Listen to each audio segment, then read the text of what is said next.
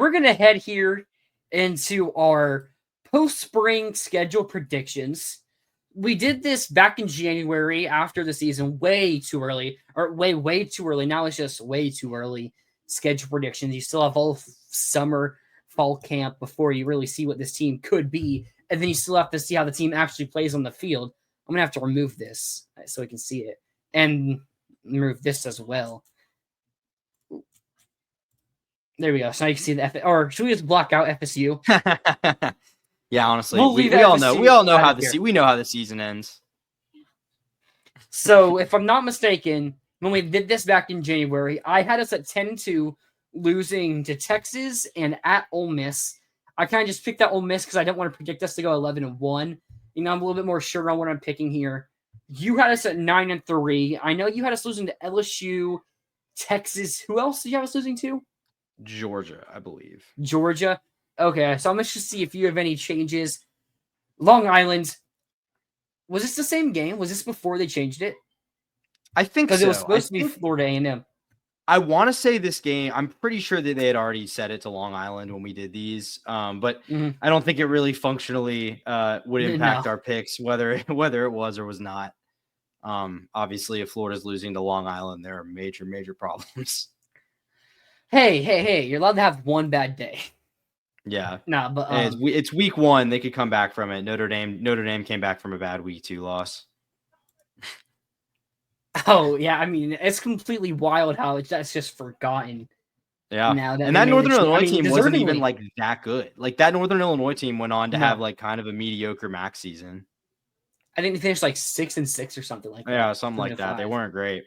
Yeah. No. So both of us got us starting 1-0. Complete surprise there.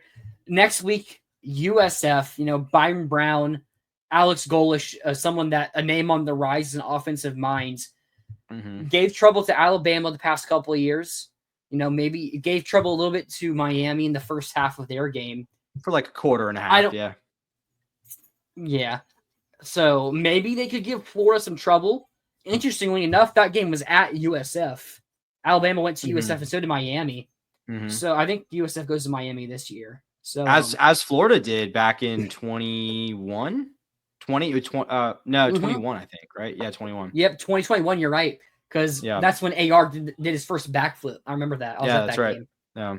So a lot of teams go to USF. I mean, maybe it's because it's an NFL stadium they play in. Yeah.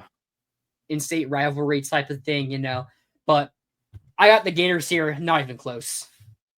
Yeah, I mean, I'm not obviously picking against Florida here. I don't really love this game being on the schedule just because of what USF has been able to do in these kind of games the last couple of years. I don't really want a week 2 game being semi-close for a half, but I don't see this USF team really being able to give Florida a lot of issues. They ended up, a team that got a lot of hype going into last year that ended up kind of not being great. I don't really see it happening in this game. I think, regardless of what happens the rest of the year and with Billy Napier's future, I think they will probably start this season 2-0.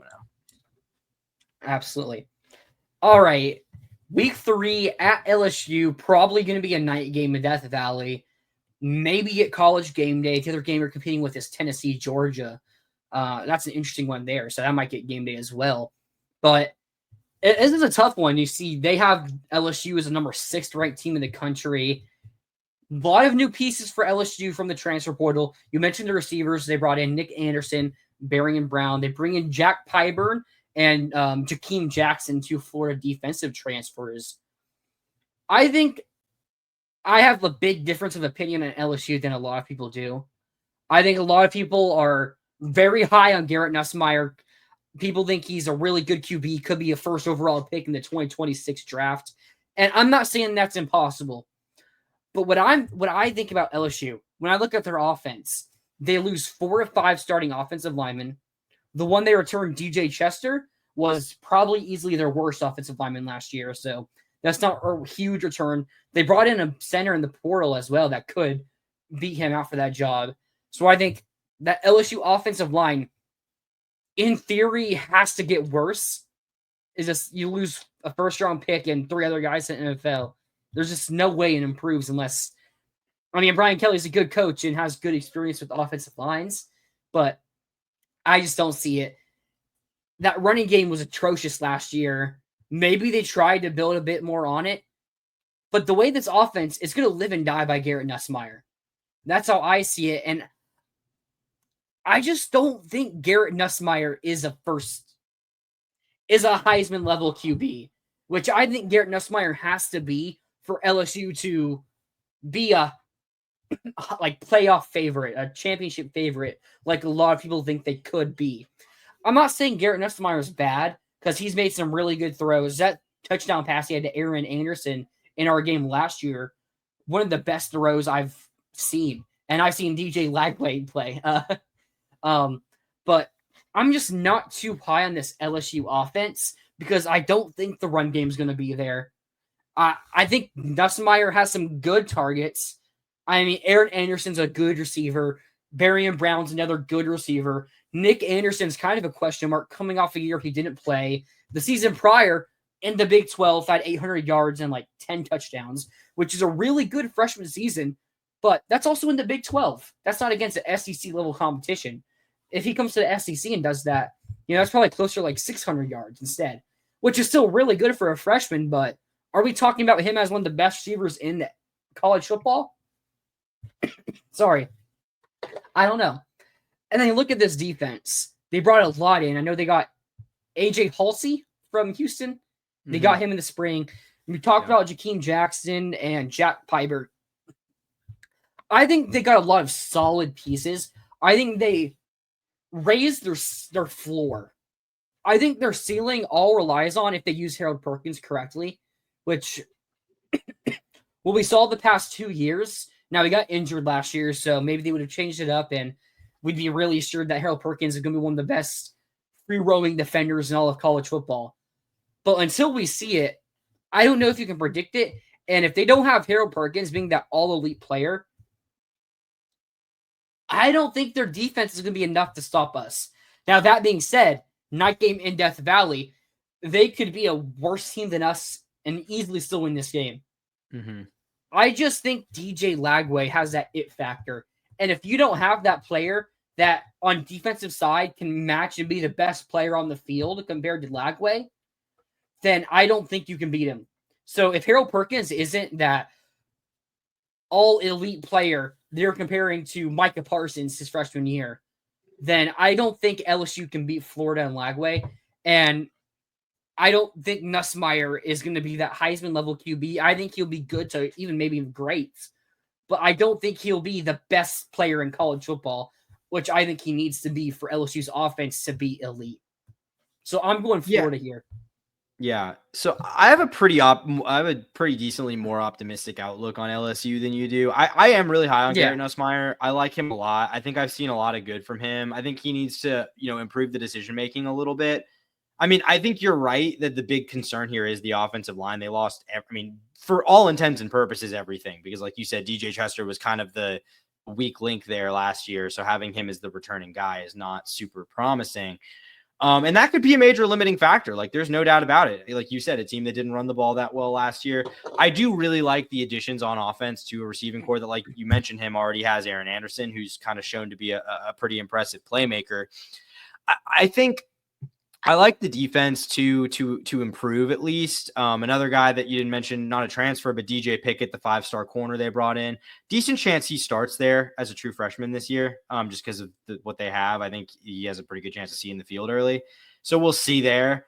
I mean, I think the main thing here with me is just that this is week 3 at Death Valley, probably at night, like you said. And I mean, that's just a really tough environment and first serious test for Lagway and this team. They're going to be hopefully 2-0 with 2 fairly easy games. This LSU team is going to be more battle tested at this point. They opened the year on the road against Clemson, a Clemson team that I think is going to be really, really good. I kind of expect this will be a 1-1 LSU team that's coming in with a lot to lose. So that is what's concerning to me. And I mean, if it's a 2-0 LSU team, then they're probably a pretty good one, because that's a tough way to open the season. So,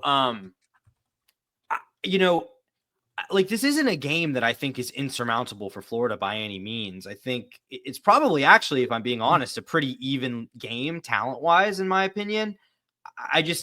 where it's at in this schedule, I really don't like. I didn't feel good about it when we did these initial picks. I don't feel really any better about it now. So I do think this is an early setback for the Gators here, which we've seen kind of be a theme under Billy Napier, taking some early setbacks with this team kind of taking a month or two to really hit its stride. If they do that again here, I think they will lose this game. Yeah, my hot take about LSU and Brian Kelly doesn't make it past the Bama game. I don't think he's fired. I think he retires. Oh, no way, dude. No way. His buyout, pass up $65 million? There's no way. Okay, you're right. Okay, maybe. Yeah. I mean, the way I look at it, at Clemson, I have them losing. Florida, I have them losing. I think they at best go 1-1 of at Ole Miss and South Carolina. I think they lose at Bama. I think they lose to Texas A&M. And that's a 500 or below 500 record. I'm not doing the math right there. Oh, wow. I'm much higher. I think they're more in the 9-3, 10-2 range. I think it just collapses in. Okay. I mean, the last, if it does, three LSU football coaches have won natties. Going back to Nick Saban, Les Miles, and Coach O. I don't think Brian Kelly is the fourth.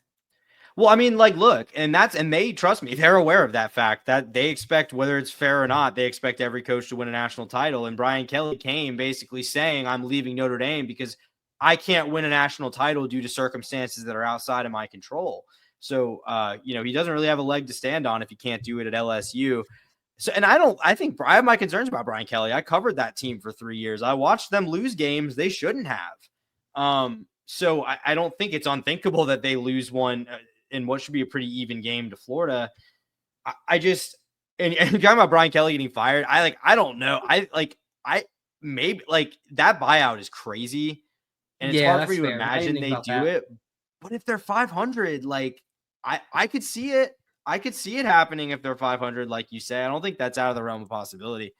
I am more high on this team, though. I think to me, it's playoff or bust for LSU. Oh, and for sure. That's pretty clear. But I think it's playoff or bust because I think this is a playoff caliber roster. I think Florida's has the potential to be. I think LSU's is a little more proven, though. And again, if this game were in November, I would probably feel differently about it, but it's early enough. And with the fact that Florida won't really have been tested at this point, it just seems like a lot to me. So I am sticking with a loss here.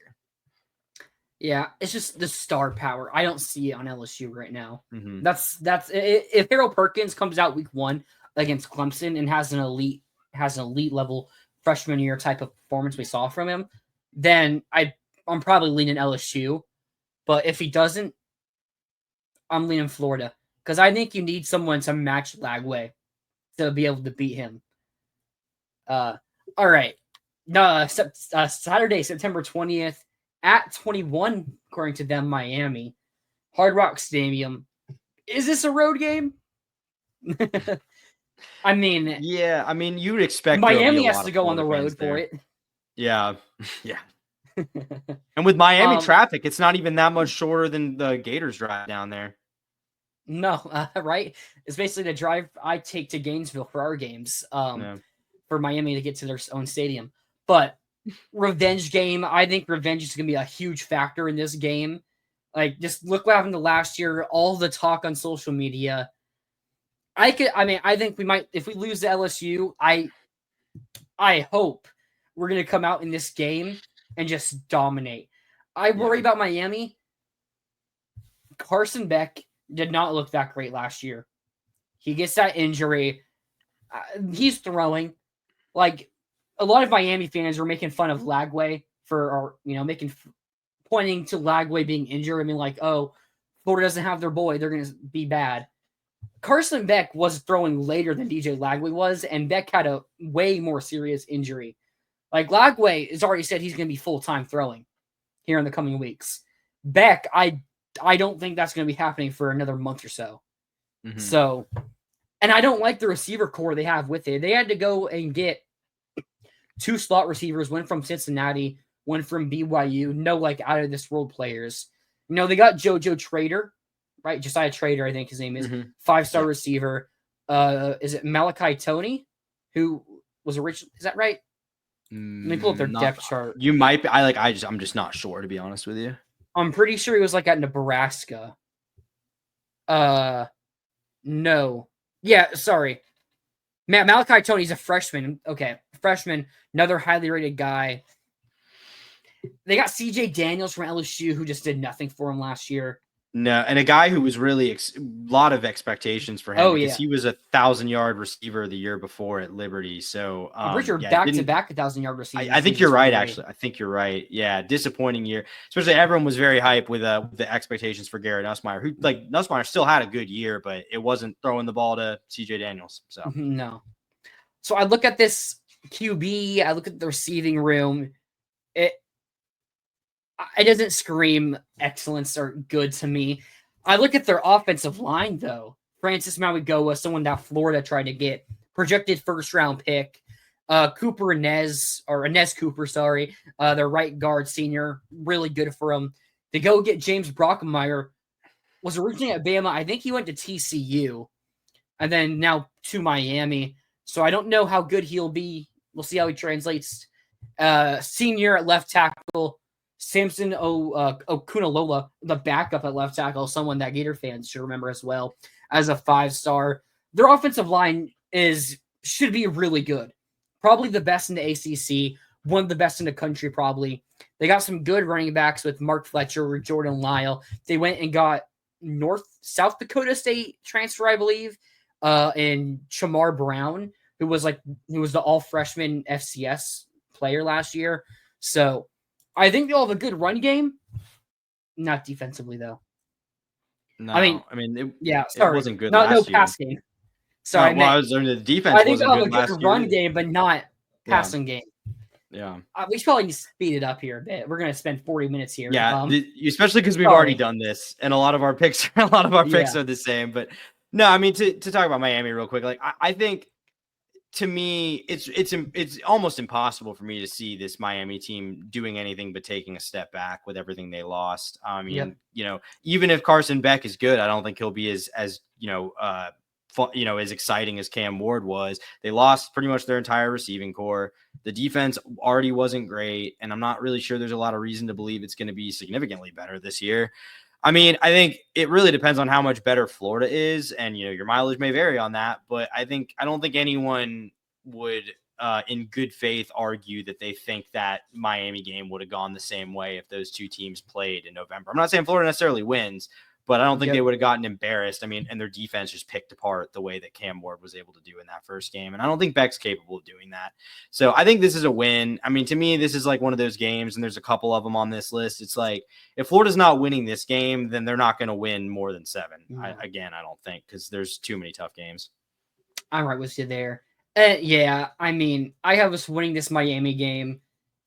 Defensively, so many new pieces. I mean, they got some good returners like Ruben Bain on the D-line. Wesley Basante at linebacker is pretty solid. Whole new defensive back unit, though. There was the whole thing with Xavier Lucas at Miami. Zechariah Poyser was someone in Florida targeting. Like, they could be good, but they have to gel. And I don't know if the offense is going to be good enough to keep the defense off the field. And that could become a big problem for them. So I'm going to take the Gators to win this one. I don't know if I want to say it's similar to how the game was last year, but in reverse, with Florida dominating. But I like the odds it happens. Yeah, I mean, if the defense is not improved for Miami, then it could be a big day for DJ Lagway for sure. Oh, yeah. Miami equals FSU of last year. I don't think they're going to be that. They've recruited a lot better than FSU did, so they have a much higher floor. Although I don't think anyone saw FSU's floor being two wins. Yeah, honestly, I mean, it was probably one win. Yeah, and I still think in the ACC that like I can't imagine this Miami team is any worse than like 7-5, and that would be like a worst case scenario. Yeah.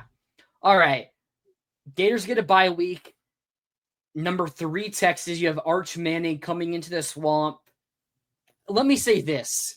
When we get to this point, so September 28th, we'll be doing our predictions for that Texas game. If Florida is 4-0 hosting Texas, I am 100% picking Florida to win that game. But as we stand today, looking at this, I have us at 4-0. I'm picking us to lose to Texas. I think Texas might have the best 2 defenders in the country with Anthony Hill and Colin Simmons on the front 7 for Texas. I am as high as you can be on any player in the country as I am on those 2 players. I think they have so much talent at wide receiver and running back as you can get in the country. It's not as proven. I mean, they have Wisner returning, I believe, who was really good last year. But Jarrett Gibson, or CJ Baxter, sorry, the projected starter, missed last year. I don't want to get too much into it. They replace a lot. I'm not saying like how you said, as you said, I don't see a role where Florida wins this game. But I think Texas, there was the whole talk about them spending $40 million on their roster. That wasn't true. But you look at them having the number 1 class last year, how they've recruited. I see some weaknesses for Texas because they have a lot of new. They didn't go out in the portal. They're trusting their development, which that's what Billy Napier is doing. And they have more talented players than we do. So I'm going to take Texas. But if we're 4-0 at this point on Saturday or Sunday, September 28th, I'm taking the Gators a win. And that's all my life. Yeah, I did my preseason top 25 for my day job over on College Sports Wire, and I have Texas number 1 coming into the season. Yeah. I'm really high on this team, which is kind of funny because, like you said, it's not like they don't have question marks. They certainly have to replace a lot of good players from the draft. I just think, I think it's just a lot of just belief in Arch Manning. It's not even because I never thought Arch Manning looked like a generational prospect to me, but I still think he's a good player. And I think with Ewers, the limitations Ewers had last year, it's hard for me to really see that as at worst a lateral move. I mean, I don't think it's a downgrade by any means. And this is a team that went to the CFP semifinal last year. So yeah, I mean, to me, my thing here is it's just a bridge too far talent wise, in my opinion, to pick Florida here. Billy's won some nice games here, especially, those games at the end of last season, but never against a team that's this talented from just a blue chip ratio perspective. The way they're recruiting, the way they're portaling, I just think it's too much. And if Florida's 4-0, I still am not sure I'll pick them because I think everything I just said will still be true. But I think it would make me more confident. I will say of the 3 games I picked us to lose, when I kind of reevaluated it for this go around, this was the one where my mind changed the least. I still pretty much feel the same way I did. I think even at home, it's a stretch to pick Florida here. And they'd have to just frankly be a better team than I expect to win this game. Yeah, I mean, we're both picking them to lose. I don't think it's as much of a stretch to pick us to win as you do, but I think the talent's going to be there for Texas, and I hope we play them close. I mean, I find it hard to see Lagway getting blown out in a game. He's going to keep us in it. The crowd, I mean, Arch is lucky to play at Ohio State week 1, so he's going to have experience in big-time environments. Right here, perfect. Rob, we ran down Texas' throat last year without Lagway. 34-17 win. I mean, yeah, we did go for 200 yards on him. Both running backs getting over 100, but yeah, it's a bit different. But yeah, I mean, I'm gonna be as excited can be. If I'm picking Florida, as we said, 4-0 going into that game, maybe even 3-1. Don't quote me on that yet, but yeah. Getting next, we go to Texas A&M. This is a tough one for me. This is a home reunion for DJ Lagway. Grew up 30 minutes away from College Station, Willis, Texas, only 30 or 45 minutes away from College Station. So he's probably going to have a lot of family at this game. Probably a school he grew up watching and liking a lot of. I mean, I guess he missed Johnny Manziel probably. But maybe not as much fun for A&M because I can't think of too much fun they had after Manziel. But this is probably a school he got used to, and it's probably one he really wants to win. But I need to pick us to lose a second game. I'm not picking it against LSU. I'm not picking it against Miami. I'm a big fan of Mike Elko. Now, I feel something weird about Texas A&M because I'm not the highest on Marcel Reed. I think he's a good runner. I think they have Le'Veon Moss. They should have a solid offensive line, solid receivers with Casey Concepcion and They got Mario Anderson. Is that right? Mario Anderson from Tulane. Yes, I think so. That sounds right. That Or did he go to sounds Mississippi State? Oh no, he Mario Anderson. Wait, no, not Mario. Sorry. Mario Anderson's a running back. I know who you're talking You know about. I'm just totally blanking on his name. Here, I'm pulling up Texas A&M's depth chart. Wide receiver Mario Craver. Sorry, there we go. Mario Craver. Okay. They have him. Terry Boosie, who was a 5-star receiver as well. I'm just not as sold on Marcel Reed, but I really like the running ability with Le'Veon Moss, who I think is someone who could lead the SEC in rushing. Mm-hmm. And I'm not as sold on their defense as well. I mean, Scooby Williams, I'm still not that. I don't think he's that good, but he's like a 4th-year SEC starter at this point. Searcy was solid. I really like Cassius Howell. Will Lee's one of my favorite corners to watch in the SEC. They got some other guys like Bryce Anderson at safety and Des Ricks, who were 5-star level talents. It's weird, but I'm going to pick us to lose this game as well.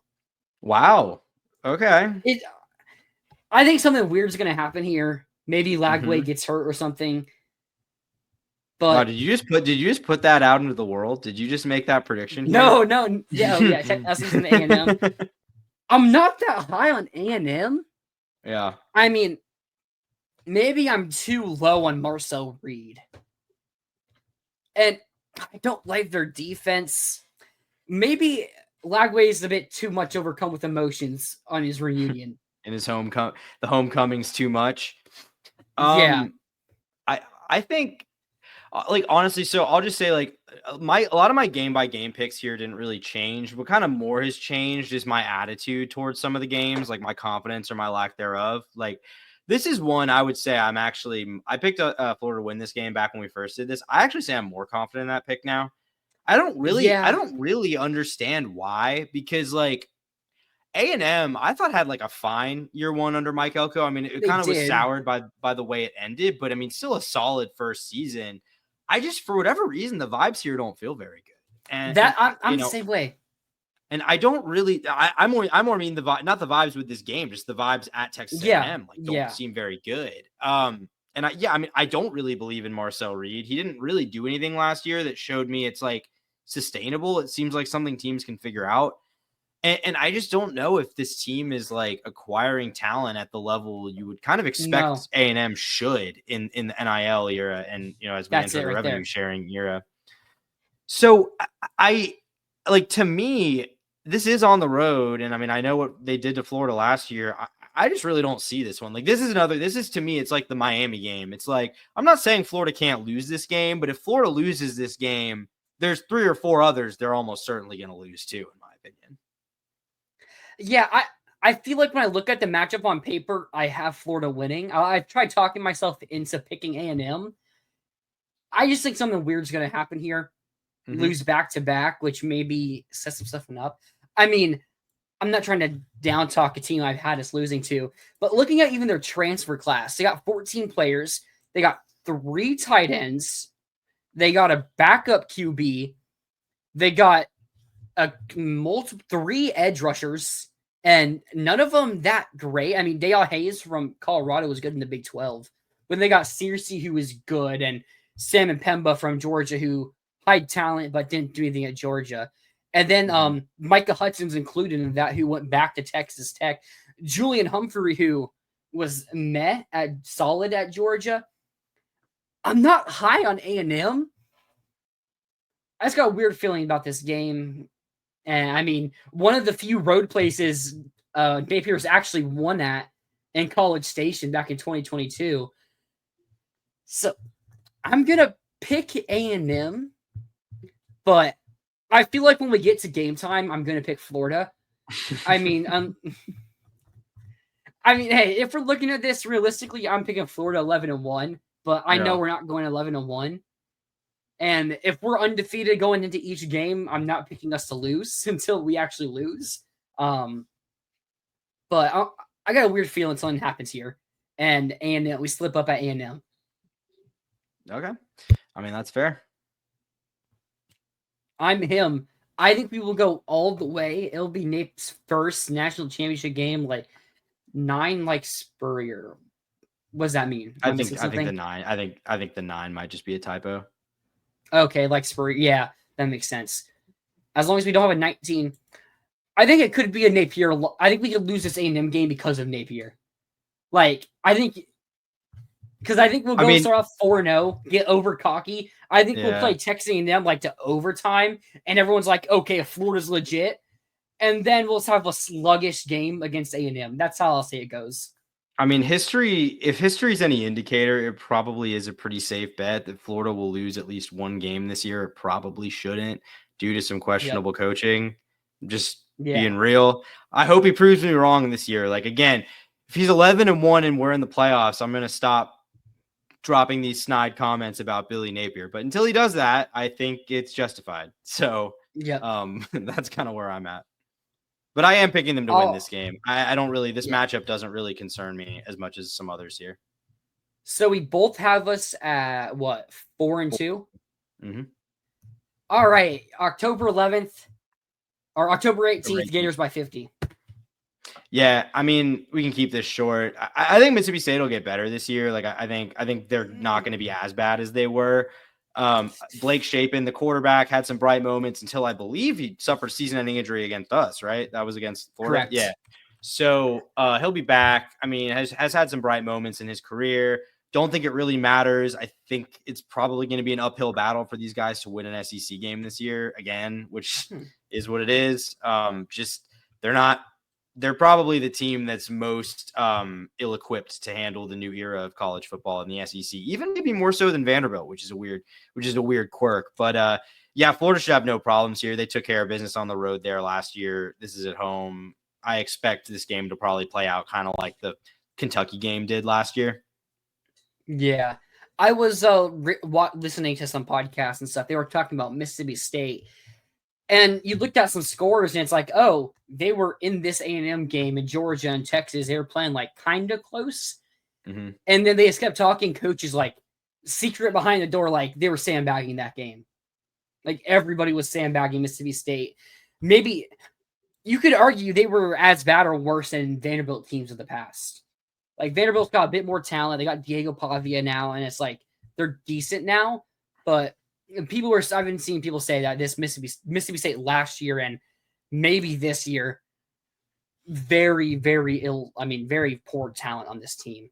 Looking at the roster, Blake Shapen's a solid QB, but I don't know if he has the receivers. Adam Williams, I believe, is an Ole Miss transfer.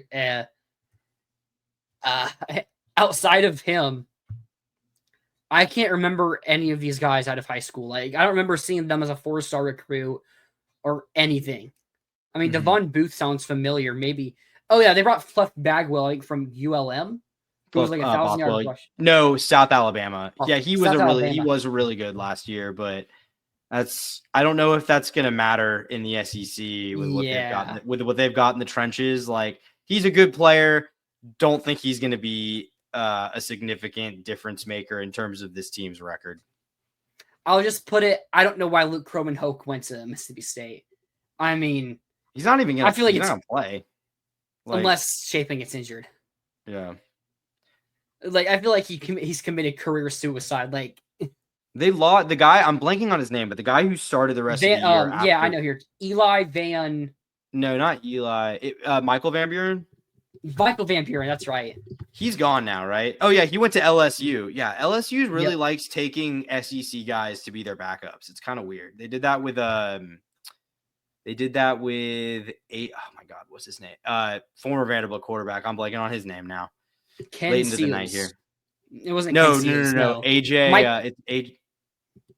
Oh yeah, AJ. AJ Swan. AJ Swan. Yeah. AJ Swan. Yeah. Okay. He was committed to Maryland before he flipped to Vanderbilt. I remember that. Yeah. All right. We spent too much time on Mississippi State. Yeah. We didn't mean to do that. Sorry.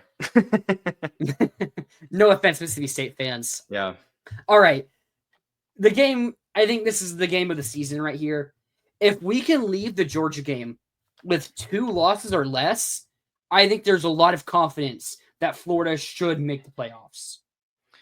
Now, It should honestly probably be a lock, borderline lock with the way the season ends at that point. If you're only looking at 2 losses there, if you're only at 2 losses at that point.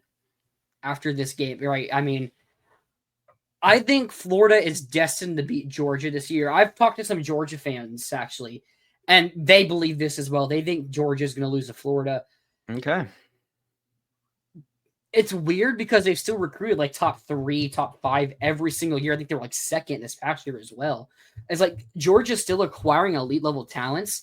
But if you look how much they lose in the transfer portal, A.J. Harris is now the number 1 corner at Penn State instead of being the number 1 or number 2 corner at Georgia. They keep losing so much of their depth because of NIL. I heard Kirby Smart the other day actually just went crazy at the boosters and everything because he doesn't have the money to stack talent like he could before NIL took place. And I look at their defensive line specifically, outside of Kristen Miller, who's a really good nose tackle. The rest of the D line, like Xavier McLeod, or no, I think he's a D tackle. Xavier McLeod, I think, is a nose tackle. One of them is flipped. I can't remember. McLeod, I don't know how to pronounce his name. Probably was like a McLeod. Okay.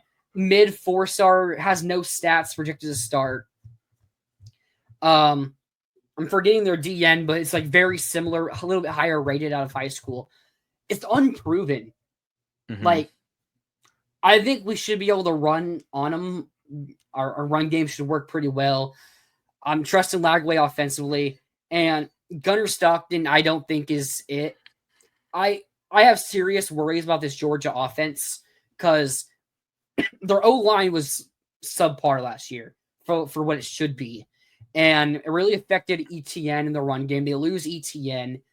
They lost, was it Branson Robinson or Roderick Robinson? I can't remember in the portal. He went to Georgia Southern, Georgia State. So they don't really have a proven running back. They have, what's his name? Who was a freshman last year? Nate Frazier. Nate Frazier, who's pretty solid.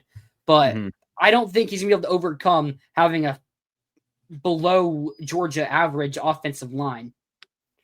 And Gunnar Stockton, I already mentioned, I don't think he's that good. Noah Thomas is solid, like went 500 yards last year or something like that. But he's not going to elevate your QB. And Branch is probably in a similar light to Trey Wilson. They have similar stats throughout their 2 seasons. Branch has played a bit more games, stayed a bit more healthy. But again, I don't think he's going to be enough to elevate an offense, to carry an offense. And it feels weird doubting Georgia right now because Kirby Smart, since 2017, has had this as a top 5 team every single year. But I don't feel it right now in Georgia. And I think it's a perfect opportunity for Billy to end the, 4-game losing streak now? 1, 2, yeah, 4. And like 7 of the last 8 or something like that. Yep. Yeah, we've only beaten once since 2017. And it was 2020. So I think last year was the prelude to what's going to happen this year. And I wouldn't be surprised, if we had a little spice on it. Yeah, I mean, so I'll say this. I had this as a loss the first time we did this. I'm keeping it as a loss just because it's kind of I need to see it. Like, I just need to see it to pick That's it. fair. The way that Kirby's got this, the way that Kirby's teams usually play in this Florida game, and just the way that he's had this program's number in all years except for 2020, which 2020 just for so many teams in so many ways was such an outlier season. It's hard for me to put a ton of credence in that. And then it's just so it's tough for me. But what I will say is this is of the 3 games I picked Florida to lose, this is the one that I reconsidered the most when we did this again. This was the one I was the most back and forth on because really just as spring has gotten underway, I've kind of come to the same conclusion you did, which is just that this Georgia team doesn't look particularly impressive. I think I put them. So they're listed as number 4 here. I think when I did my rankings, I put them at 8 or 9. I think they're still good. I mean, it's hard to say they're going to be bad because they're so uber talented, but they don't have the proven experience. I don't really believe in Gunnar Stockton. I don't necessarily believe in these receivers. Like I think there's a lot of weaknesses here that are uncharacteristic for Georgia since Kirby Smart has gotten it rolling. So I could see myself looking pretty stupid here if Florida comes out and wins this game, and this is just kind of more of a 9-3 Georgia team. Like, all of that seems very possible to me. It's just like, I still have to be like, what do I think is most likely to happen? I mean, honestly, I think what's most likely to happen is Kirby Smart beating Florida, but this is the closest I think it's been in the talent department in quite a long time. Absolutely. I mean, I just think we're destined to beat them this year, and I think we are more talented. I think we have the better players. Georgia has the best coach in college football still, in my opinion, and Kirby Smart. And I think a lot of Georgia's struggles are the fact that they can't keep up NIL-wise for what they want to do. Like, I saw someone made a comment saying Florida needs to hire our Kirby Smart, but what Kirby Smart made successful back from 2017 to this past season really was stacking talent by being an elite recruiter. And now, you still need to be an elite recruiter, but it's more about the money. And that's just how it is. And Georgia can still sell and get top 3 classes because you look at the NFL and they're producing all the top talent, the Philadelphia Eagles, really. I just don't think they have it this year. And I'm not predicting them to be bad, but I'm predicting them to be worse than us. And I think our team is going to come out with more fire. I mean, Kirby gets his teams ready for big games. I think ours is going to be a bit more ready, though. And I will say, like, I don't want to give Kirby I don't want to let Kirby off the hook completely, because I do think that there's been some questionable staffing moves here. I mean, I think the Mike Bobo OC hire, like, is really questionable to me. And I think the lack of an inability to modernize and develop the offense is a big reason why you've seen this program sort of stagnate a little bit. And now they have, I mean, I think, say what you will about Carson Beck, I think you would stretch my belief to tell me that Gunnar Stockton's an upgrade over Carson Beck, in spite of the up and down play that we saw last season from Beck. So, I mean, we'll see if the offense can take a step, but I mean, I think if Georgia is like 9-3 or 8-4, and like, it's like, wow, they've really fallen off, I think you could probably blame Mike Bobo in the offense. And just generally speaking, this program's inability to kind of adapt on offense. Really, since Stetson Bennett left. They don't go and get a quarterback in the portal. You're telling me that they prefer Gunnar Stockton over Fernando Mendoza, who went to Indiana? Like, yeah. Because I'm pretty sure he was either supposed to or did visit, I can't remember, Georgia. Yeah, at one point it sounded like that was like a done deal, and then it didn't happen. So, yeah, I don't know. I mean, maybe we're underestimating Gunnar Stockton. He was a top 100 recruit out of high school and everything. So, but like, I don't know. You just need a spark on the offense. And outside of Zachariah Branch, I don't see that spark. It's like we only saw Stockton for a game and a half against two really, really good teams, but nothing I saw in that game and a half was like super impressive. I mean, none of it was like an indictment, but none of it was also like, wow, this kid's going to be really good next year. This seems very, I don't know. This kind of feels like it's going to be Stetson Bennett before he actually became kind of good. You know what I mean? Mm-hmm. I mean, you remember that 2020 game? Who was the one Mathis? That was the backup they had. I mean, remember there was the clip of him on the sidelines throwing and he hit a team manager. I mean, and that game just got bad for Stetson Bennett and Mathis. I think Mathis threw a pick in that game as well. Like, who is Ryan Puglisi? I think could be solid. I've heard a lot of good things about him. But if he's not starting over Gunnar Stockton, then maybe not. I mean, maybe you wonder how short the leash is there. Like, is Gunnar Stockton still the guy by this game? Who knows? But I mean, I think right now it seems like they're rolling with Gunnar Stockton. So, yep. All right. So I'm trying to pull it up. My computer is being slow right now. The Kentucky depth chart. I talked to you about Mississippi State, and I said how the talent was so poor. The Kentucky roster is just as bad, and maybe even worse because Mississippi State has Blake Shapen. Kentucky was 4-8 last year, 1-7 in conference play. Somehow they won at Ole Miss. I mean, they played Georgia to 1 point as well. Maybe should have won that game, but really that team was really bad, and they lose all their good players. Maxwell Harrison Jr. goes to a first round now. He missed some time last year, but they lose him. Dumas Johnson, the linebacker, they lose. Keyshawn Silver ends up went to USC, right? Yeah, I think so. So yeah, Keyshawn Silver ends up going to USC, and they lost someone else. They lose Barian Brown to LSU, yeah. And Dane Key to Nebraska. Yes, Nebraska. They just don't have, and they bring in Zach Calzada to be their QB now. We saw so uninspired. Like, no offense to him, but just so uninspired. Now, Incarnate Word, they gave us Cam Ward. Zach Calzada is just not going to be Cam Ward. I mean, Cam Ward still went to Washington State to develop a bit, but also Zach Calzada's been here. He's been here. He's been an SEC quarterback. He had to go down. I don't see this at all. Hey, he beat Bama. He did. Maybe Kentucky will get one big game out of Zach Calzada to beat us, Georgia, Ole Miss again. I don't. Who else is on their schedule? I don't know, but Tennessee maybe they'll get one big game from him. But the rest of the roster, I'm trying to pull it up, but of course it's not loading. It's at Kroger Field. That's all they really got.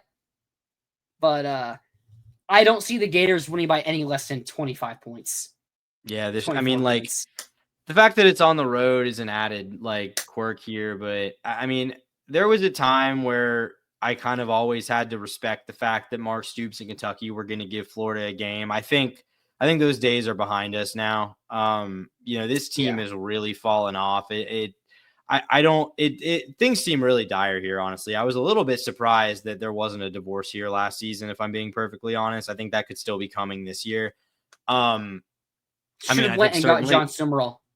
Yeah, well, yeah. Well, they still have maybe the chance. If they don't do it this year, it's probably going to be too late forever. I mean, he's honestly maybe too good for that job already. So that he's an alum. No, I know. Yeah. And it's not an alum, but he's from Kentucky and had been on that staff previously. Okay, that's right. But he, I mean, I think to me, I mean, you got Mark Stoops publicly complaining about the lack of NIL. Sort of seems to be resources disputes with basketball. Part of the reason John Calipari left. Things seem rough here. I don't like this at all. This is, to me, a very easy pick that Florida will win this game. Yeah. All right. Hey, can you start covering the Ole Miss game? I'm going to restart because my computer is just being really weird. I'll be back in 5 minutes. Okay. Yeah, so looking at Ole Miss, road game here. I mean, obviously Florida won this game last year in Gainesville. I think, to me, it's hard to imagine Ole Miss drops off completely because they still have portaled well. That is still what Lane does really well. But I think Austin Simmons, former Florida commit, has looked pretty good when he's gotten his opportunities. I still just don't really see this Ole Miss team being super competitive this year. I think you're kind of looking at an 8-4, 7-5-ish kind of team. I think they're gonna take a step back. I mean, this game's on the road, but to me, if I'm being perfectly honest, I don't really see Florida losing this one. I think this back half of the schedule really works out nicely for Florida, where they could take some rough losses early on, but they have the opportunity to end kind of hot the way they did last season, where they won 4 or 5 straight to end the season. So, I mean, I think you're looking at, an Ole Miss team that really just doesn't have a lot of the pieces that made them so good last year. Losing guys like JJ Pegues, Princely, obviously, Walter Nolan, first round pick. These guys are hard to replace. And while Lane is good at keeping the floor fairly high by continuing to portal really well, it's I don't think this is a team that's going to be on the verge of the playoffs this year. I mean, you look at what they have. Welcome back. I was just explaining why I'm picking Florida to win this game. Basically, TLDR, Ole Miss loses a ton on both sides of the ball, and it's just hard to imagine. They're going to be able to be I think this is an 8-4, 7-5 team this year, to be honest. I'm not very high on Ole Miss, even though I think Lane portals well enough to keep the floor high. I just don't really see it this year. Yeah, I'm the same way. I don't really see it with Ole Miss this year. So I think you Austin changed your Simmons mind could be pretty because good. you picked Yeah, you picked I Ole Miss the first time. I only picked Ole Miss because we got to this point, and I'm like, I'm not picking us to go 11-1. That was the only reason I picked Ole Miss in that game. So, like, this isn't really me changing my mind, but I'm taking the Gators. The defense has a lot of makeup to do after losing everybody from last season. So it is at Ole Miss, and there is some revenge factor. We kept them out the playoffs, so maybe they come out with some fire and get an early lead, and maybe the Gators have to try to come back on the road, which won't be easy. Mm-hmm. But outside of that, I don't see it with this Ole Miss team. Okay, so we both have Florida at 7-3 at the. No, I have them at 7-2. You have them at, or I have that. You have them at 8-2. I have them at 7-3. Correct? Yep. Yeah. Okay. That sounds right. Okay. All right. So, next game. Oh, sorry. No, I was just gonna do the same thing. Yeah. November 22nd. Tennessee, third Saturday in September. What happened? Tennessee comes to Gainesville. Last year, a game that we should have won, no doubt in our minds, we should have won that game. That was like the Billy Napier choke job. Anyone who was everyone was really anti-Billy at that point. Even some of those who saw the progress in the team, even those who saw the progress in the team, they looked at that game and saw Billy lose it. Napier, Mertz fumbles on the 1 yard line in that game. Some interesting play call choices. Everything just goes wrong for Florida in a game they really dominated for the entire first half. Tennessee hasn't won in Gainesville since 2003, if I'm not mistaken. Yeah, I don't see Tennessee beating us here. They lose their best players on defense, Norman Law and James Pierce. I don't think losing Nico is a huge deal, but I'm also not high on Joey Aguilar. Maybe when the recruits they brought in, George McIntyre, the freshman, or Merklinger. Right? Jake Merklinger, the second-year player.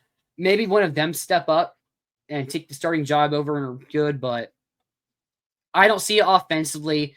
They lose Cade Mays, like 3 or 4 year starting center. They lose Dylan Sampson.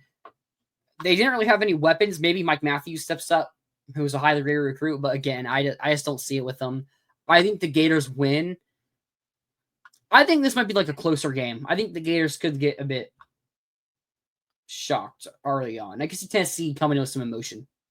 Yeah, I don't think this is going to be like a dominant Florida win. I do think it's going to be a Florida win. And honestly, this is the win or the game I had pinned in as a win that I have seen my confidence increase the most in, because we did this before the Nico saga. And I agree with you. Like, I wasn't super high on Nico, but I think what you said after that was the main point. It's more about what their replacement situation is looking like. I'm not high on Aguilar at all. And I'm not high on Aguilar at all. And I think, to me, like, I look at this Josh Heupel passing offense that was so highly regarded early on in his tenure there, and it's just kind of been completely diminishing returns since then. Like, they seem to be getting worse year after year in terms of the passing game, and the defense that was actually really good this past season lost a lot of its pieces. The run game, which kind of carried the team offensively, at least, we'll see what it looks like with some, with Dylan Sampson gone, obviously. So, like, I don't really see it. Like you said, there's an entire, most of a generation's worth of legal adults on this planet who have never seen Tennessee beat Florida in Gainesville. So, to me, it's like, I don't really see that changing this year. I think, this to me is more like the kind of matchup where Florida won in 2023. Like, I think they're going to be able to slow this offense down, and I'm not sure they're going to score a ton, because I think Tennessee defensively might still be pretty decent, but I just don't really see how, like, this to me seems like a game where if Florida gets to this point in the season and it's sitting at 8-2, sitting at 7-3, like, I just don't see any reason you should lose this game, because I don't think it's one you'll look past. It's still a rivalry game at home, in November. And if you're in playoff position, we'll get to FSU, but this really is the final, like, you got if you win this game, like, it's more or less winning in if you can take care of business against an FSU team. Yeah, so we both got Florida. We had Tucker on from the Tennessee channel last week. He talked about it. He said he also has Florida in this game. Now he's a bit higher on Tennessee, of course, as a Tennessee fan. But if we're as good as we both think we will be, I have us a little bit better, but we shouldn't lose to Tennessee, whether they're ranked or not. Mm-hmm. What is Tennessee's schedule actually to that point? They have a really interesting game they play Syracuse, Yep. I think. We're going to talk about that in a little bit, actually. But I mean, like right before they play us, they have Oklahoma November 1st, and they have a bye week, New Mexico State, and then at Florida. So they have a little bit easy. They have an easier of a schedule because they get a bye week before the New Mexico State game. So they're going to be a bit more well rested compared to us having to go to Ole Miss and going to Kentucky. So maybe that's something you could factor in there. But if we want to be a playoff team, we cannot lose that game. Yeah. And I mean, I think right. if both of us are right at this going into this game, Florida will be either like comfortably within the field or at least like on the playoff level. Yep. All right. Okay, I'm trying to load up the depth chart, and that's weird. Maybe the site's just down. It wasn't my computer. Okay. Looks like the site I use is just down. All right. Florida State, November 29th, big rivalry game. Big, unlike Thomas Castellanos. Who's on this FSU team? Thomas Castellanos. Who's the running back going to be? Cam Davis, right? That's his name? And these are freshmen from last season. I believe that's his name. I think you're right. They bring in Deuce Robinson. Yeah, what? Sorry. No, sorry. I was going to say they added Jaylen Brown from LSU, but he's already off the team. So he's gone. Oh, perfect. All right. Yeah, I mean, looking at their wide receivers, I know they got Deuce Robinson. They brought in Squirrel White from Tennessee. I know that. I'm pretty sure they're projected to start another freshman, like a low 4-star or a 3-star. I think Boggs or something. There's just nothing on this offense that scares me. I mean, Castellanos has proven to have those games to where he could. You look when he faced FSU at Boston College, the year FSU went 13-1. Boston College probably should have won that game because of Castellanos, but they choke it, and FSU's managed to escape that team. Look at last year, Castellanos gets benched, and he quits on the team. He's going to go to a place a lot more expectations in Boston College. Gators by 24. Yeah. Maybe more. I don't think at home. Gators by 35. Yeah, I don't think this is like a 2-10 FSU team. Probably, like I don't think they'll be that bad. No. But it's hard to see why they would take a massive leap. I mean, I think you're still looking at like a 6-6, maybe 7-5 at best team here, and I don't think that's going to do it in Gainesville. I mean, I'll tell you this: if you're in playoff position, you lose this game to end the year, and that's why you don't make it. Would not want to be Billy Napier that Sunday after Thanksgiving. But yeah, I don't see that happening. He's still there. He's still there. Honestly, less inspiring.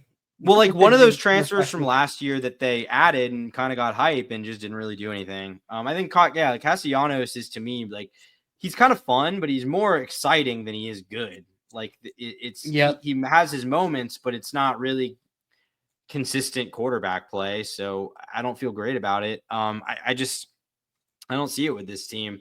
And, we saw what Florida did to him in Tally last year. Like this game's at home. I don't think Florida have any issues. Offensive line, I mean, they have Lucas Simmons, who was a highly rated freshman, but I was reading some boards and they say he still isn't ready, which, going to year 3, and I don't think their offensive line is any good at all. I mean, Richie Leonard, Florida transfer, didn't play last year in our game because of injuries. Gators by a lot. I don't really want to get into it too much. We got some other stuff to do. But you have us at 9-3. I have us at 10-2. I think both of those records make the playoffs. My record might have us in the SEC championship game. Yeah.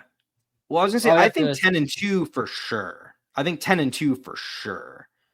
I think if it's what I say, Yeah, I think if it's what I say, I yeah, think for it's sure. kind of Yeah. yeah. I think, but I'm saying if it's how I have, if it's 9-3 in the way I predicted it, I think it's kind of borderline because the problem is there's not really, barring something surprising, like a really impressive win that I have in there for the Well, Gators. I think if you combine the fact that you're winning at Ole Miss, at Texas A&M in yours, and at Miami, like 3 good road wins most teams in the country wouldn't be able to do. That's the thing. I think if you go 9-3, you probably do need a win against Texas, LSU, or Georgia. Mm-hmm. You know, like I said, if you go 10-2, if you're 2 losses after the Georgia game, you're probably in because you can afford a loss to like at Ole Miss or maybe home against Tennessee because you'll have a win against LSU, Texas, or Georgia in that situation. But I don't know. It would be interesting. I don't know. I guess my thing is I don't think like Miami, Ole Miss, or Texas A&M. Like I'm not sure any of those teams are going to finish in the top 20. So if you don't have a win outside the top 20 and you're 9-3, then it maybe becomes That's a good difficult. Like point. I think 9-3 gets you in if you beat a Texas or beat a Georgia or beat an LSU and they're as good as people think they are. I don't know if it does the way I do, the way I say it. I think then you're kind of sweating going into selection. Obviously 10-2, I think you're sitting fine. A lock. Potentially even maybe playing a home playoff game first round, depending on how things break around you. Yeah, you probably would be. I mean, and maybe playing the SEC championship game, trying to play for a bye. I don't know. Yeah. But yeah, that was our way too early post-spring schedule predictions. This is our second of the year. We both had the same record. I had one different result. You kept yours the same. Yeah. Now, I think there's a chance you might change up that Georgia pick. I mean, you said you believe it when I see it. Yeah. But if we get the fall campus or fall practice, and we see Gunnar Stockton just not being that guy, maybe that would be enough to change your mind. Potentially. I mean, I guess it's just like when you said you think Florida's more talented than Georgia, like I don't think I agree with that. Like I think Florida maybe has players. That might be true. That might be true. I guess I just am still hung up. Like I still think I have a lot of questions for Florida, and like literally a single injury, depending on where it's at, could derail this season for the Gators. Like this defense could be derailed by an injury or two. So that makes me nervous. And I think you just kind of have to assume that guys are going to emerge for Georgia. Like even though we look at their depth chart and don't see guys that are standing out to us right now, I mean, these are still, blue chip guys that Kirby, recruited like and developed. Some of them are probably going to end up being pretty good, even if we don't really know who they are right now. Yeah. I'm a bit hung up on last year's game. I fully believe that we win that Flagway doesn't get hurt. And my mindset, I don't think they're as good as they were last year. And I think we should have won with Flagway. And I think we're better than we were last year. I got us winning. I mean, we'll see. We'll see.